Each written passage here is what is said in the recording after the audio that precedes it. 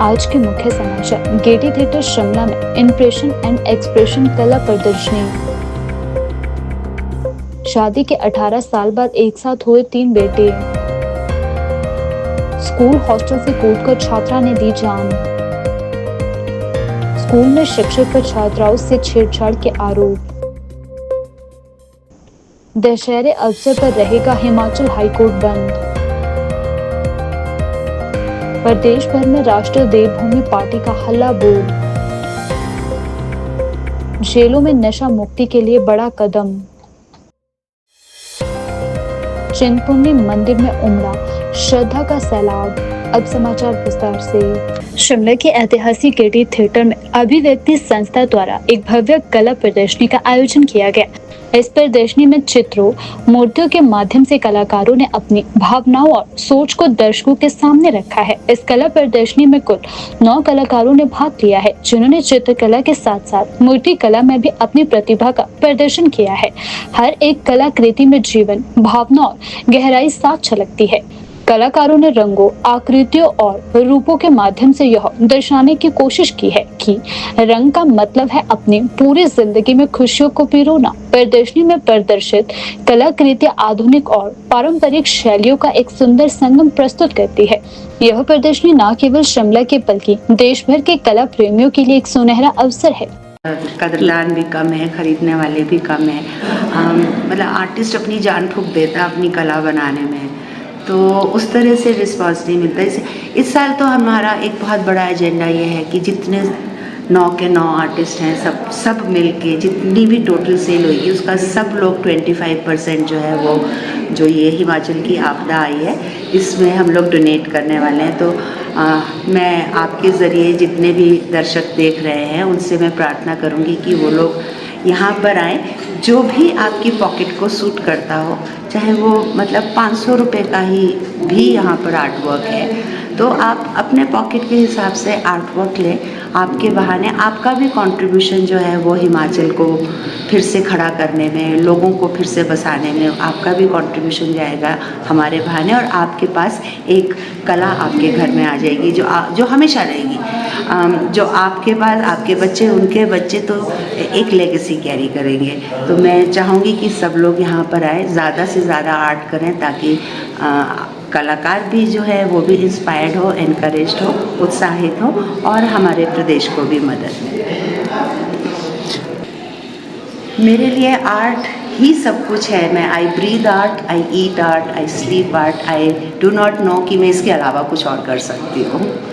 सबको ये बोलना चाहूँगी कि आज की डेट में विश्व भर में युद्ध हो रहे हैं, नफ़रतें हो रही है, लड़ाई हो रही है, झगड़े हो रहे हैं, इतना एग्रेशन है, इतना वायलेंस है। आर्ट ही एक ऐसी चीज़ है जो सुंदरता लाती है, जो एक मेंटल बैलेंस लाती है, जो एग्रेशन को भी एक खूबसूरत तरीके से एक्सप्रेस करने की हमें शक्ति देती है, एक टूल देती है। तो और ये मेंटल बैलेंस जो है ना इंसान का, इमोशनल मेंटल बैलेंस, वो कहीं ना कहीं गड़बड़ा रहा है। इसलिए हर छोटी बात पर गुस्सा है, हर छोटी बात पर एग्रेशन है, मारपीट है, गाली गलौज है, नफ़रत है। तो आर्ट तो इस वक्त सबसे ज़्यादा ज़रूरी है to bring sanity, to bring balance and to bring beauty in life.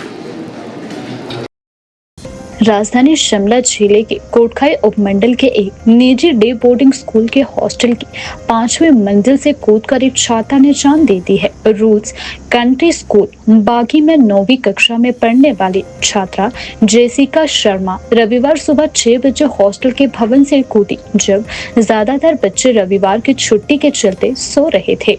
घटना की जानकारी मिलते ही स्कूल प्रशासन ने पुलिस को सूचित किया। पुलिस मौके पर पहुंची और मामला दर्ज कर जांच भी शुरू की गई। जेसिका हरियाणा के पानीपत जिले के उरलाना गांव की रहने वाली थी और पिछले 2 वर्षों से इस स्कूल में पढ़ाई कर रही थी। घटना की सूचना मिलने पर परिजन स्कूल पहुंचे। उन्होंने बताया कि जेसिका हाल ही में छुट्टियां बिताकर घर से लौटी थी और उसके व्यवहार में कोई असामान्यता नहीं देखी गई। फिलहाल इस घटना के कारणों का खुलासा नहीं हो सका है और न ही कोई सुसाइड नोट बरामद हुआ है। पुलिस के द्वारा गहराई से जांच की जा रही है। यह घटना न केवल एक मासूम जीवन की क्षति है, बल्कि यह दर्शाती है कि छात्रों के मानसिक स्वास्थ्य और स्कूलों में भावनात्मक देखभाल की कितनी आवश्यकता है। पुलिस ने शव को पोस्टमार्टम के लिए भेज दिया है और आगे की कार्यवाही भी की जा रही है। हिमाचल प्रदेश हाई कोर्ट 29 सितंबर से 5 अक्टूबर 2025 तक दशहरे की छुट्टियों के चलते बंद रहेगा। इस संबंध में आदेश मुख्य न्यायाधीश गुरमीत सिंह संधावालिया द्वारा जारी किए गए हैं। अवकाश के दौरान अदालत में केवल अति आवश्यक मामलों की ही सुनवाई की जाएगी। इसके लिए न्यायाधीश राकेश कैंथा को वेकेशन जज के रूप में नामित किया गया है। वे 3 अक्टूबर तक उन्हीं मामलों की सुनवाई करेंगे जिनकी अत्यधिक आवश्यकता रहती है। किसी भी मामले को दाखिल करते समय संबंधित अधिवक्ता को स्पष्टीकरण पत्र प्रस्तुत करना होगा, जिसमें यह दर्शाना आवश्यक होगा कि मामला अत्यंत आवश्यक है।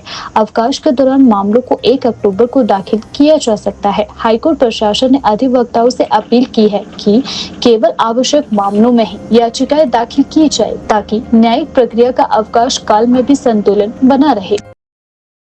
शारदीय नवरात्र के पावन अवसर पर नैना देवी शक्ति पीठ में आस्था का सैलाब देखने को मिल रहा है। इसी क्रम में पंजाब के खतरा से आए श्रद्धालु राजेश की मन्नत पूरी हो चुकी है। उन्होंने बताया कि उन्होंने माता रानी से एक पुत्र की मुराद मांगी थी, लेकिन माता ने उनकी झोली में 3 पुत्रों को दे दिया। राजेश ने बताया कि वह पिछले 18 वर्षों से संतान सुख से वंचित थे। उन्होंने कहा कि नैना देवी के चरणों में उन्होंने मन्नत मांगी थी कि यदि उन्हें पुत्र की प्राप्ति होती है तो वे अपने बच्चों का मुंडन यहीं करवाएंगे। माता के आशीर्वाद से उन्हें एक नहीं बल्कि एक साथ 3 बेटे हुए हैं, जिनका नाम उन्होंने ब्रह्मा विष्णु महेश रखा है। परिवार ने माता के दरबार में बच्चों का मुंडन संस्कार करवाया और माता रानी से उनकी लंबी उम्र और सुखद भविष्य की प्रार्थना की। इस खास अवसर पर परिवार ने पूरे श्रद्धा और भक्ति भाव से माता नैना देवी का आशीर्वाद लिया। शारदीय नवरात्र में देश विदेश से श्रद्धालु इस प्रसिद्ध शक्ति पीठ में दर्शन हेतु पहुंच रहे हैं। रविवार को लगभग 60,000 श्रद्धालुओं ने माता के दर्शन किए। प्रशासन द्वारा सुरक्षा और व्यवस्था के भी पुख्ता इंतजाम किए गए हैं ताकि श्रद्धालुओं को किसी प्रकार की असुविधा न हो। भक्ति, आस्था और चमत्कारों से यह घटना न केवल श्रद्धालुओं के विश्वास को और गहरा करती है, बल्कि यह दर्शाती है कि मां नैना देवी के दरबार में सच्चे मन से मांगी गई मुराद कभी खाली नहीं जाती।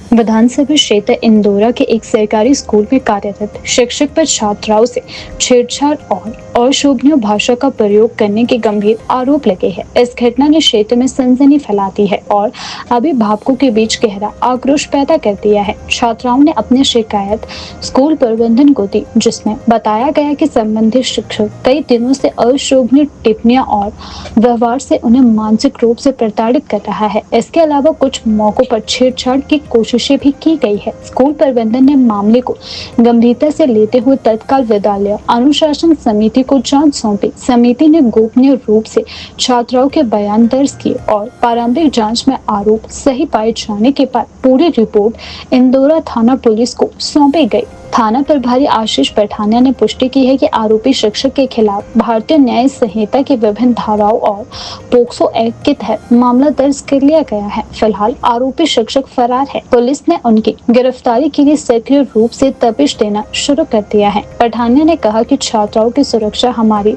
सर्वोच्च प्राथमिकता है। ऐसे मामलों में किसी भी तरह की ढिलाई बर्दाश्त नहीं की जाएगी। आरोपी को जल्द गिरफ्तार कर न्यायालय में पेश किया जाएगा। इस घटना को लेकर स्थानीय लोगों और अभिभावकों में भारी रोष है। उन्होंने मांग की है कि आरोपी शिक्षक को तुरंत गिरफ्तार कर सख्त से सख्त सजा दी जाए ताकि भविष्य में ऐसा घिनौना काम दोबारा न हो।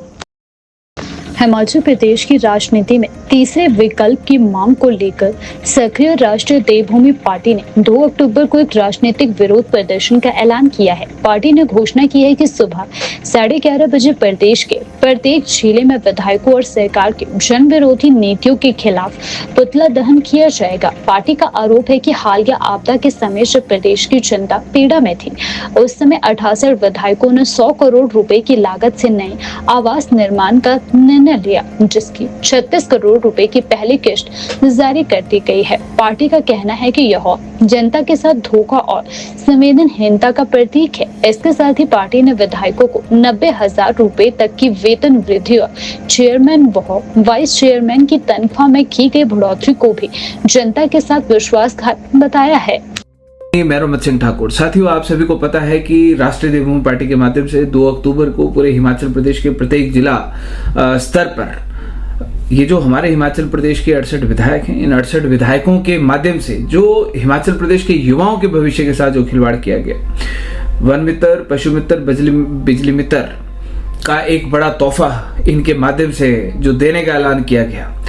विधायकों की अपनी सैलरी 3 लाख रुपए और युवाओं के भविष्य की कीमत, उनके सपनों की कीमत, उनकी पढ़ाई लिखाई की कीमत, उनके संघर्ष की, उनकी मेहनत की कीमत 5,000 रुपए, 5500 रुपए, चाहे उनमें मल्टीटास्क वर्कर भी हैं। ये युवाओं के भविष्य के साथ धोखा है। उस धोखाधड़ी, ये जो युवाओं के भविष्य के साथ धोखा है, उस धोखाधड़ी का पुतला दहन किया जाएगा, उस भ्रष्टाचार का पुतला दहन किया जाएगा। आपदा में हिमाचल प्रदेश बहुत बड़ी आपदा से गुजरा है, बहुत बड़े संकट से गुजरा है। हिमाचल प्रदेश अपने आप को असहाय महसूस कर रहा था। संकट की घड़ी में हिमाचल प्रदेश के वो लोग, आपदा के समय पर वो लोग जिनके घरों की, उनके सरों की छतें छिन गई, उनकी जमीनें तबाह हो गई, उन्होंने अपने लोगों को खो दिया। हिमाचल प्रदेश के विधायकों ने अपनी तनख्वाहें बढ़ाई 90 हजार रुपए, अपने चेयरमैन वाइस चेयरमैन की सैलरियां बढ़ाई इन्होंने 85 हजार रुपया। 100 करोड़ रुपए के आवास अपने लिए बनाने का निर्णय लिया। जो पैसा आपदा प्रभावित लोगों की सरों की छत के लिए जाना चाहिए था, उससे 2.5 करोड़ रुपए के आलीशान आवास बनाने का निर्णय इन विधायकों ने अपने ले लिया। ये हिमाचल प्रदेश के साथ धोखा नहीं है तो क्या है? ये भ्रष्टाचार नहीं है तो क्या है? ये धोखाधड़ी नहीं तो क्या है? इस धोखाधड़ी का, इस भ्रष्टाचार का पुतला दहन 2 अक्टूबर को दशहरे वाले दिन सुबह 11:30 बजे हिमाचल प्रदेश के प्रत्येक जिला स्तर के ऊपर राष्ट्रीय देवभूमि पार्टी की टीम के माध्यम से किया जाने वाला है। हिमाचल प्रदेश में राष्ट्रीय देवभूमि पार्टी हिमाचल प्रदेश के उस समस्त हिमाचली के साथ है, इस हिमाचल प्रदेश की हिमाचलियत के साथ है कि जहां ये भाजपा कांग्रेस जो चोर मुसेरे भाई हैं, जिनके खिलाफ कोई बोलने के लिए तैयार नहीं, इनके खिलाफ कोई खड़ा होने के लिए तैयार नहीं है। 5 साल तू लूट, 5 साल मैं लूटूंगा, 5 साल तेरे, 5 साल मेरे, ये कवायद इन्होंने इस हिमाचल प्रदेश में चलाई है। इसके खिलाफ हमें आवाज बुलंद करने की आवश्यकता है। 2 अक्टूबर को सुबह 11:30 बजे प्रत्येक जिला स्तर के ऊपर राष्ट्रीय देवभूमि पार्टी के माध्यम से इस धोखे का, इस भ्रष्टाचार का, ये जो 68 विधायकों के माध्यम से और हिमाचल प्रदेश के 4 लोकसभा सांसदों और 3 राज्यसभा सांसदों के माध्यम से किया गया है, इसका पुतला दहन किया जाएगा। आप सभी लोगों को मैं सादर आमंत्रित करता हूं।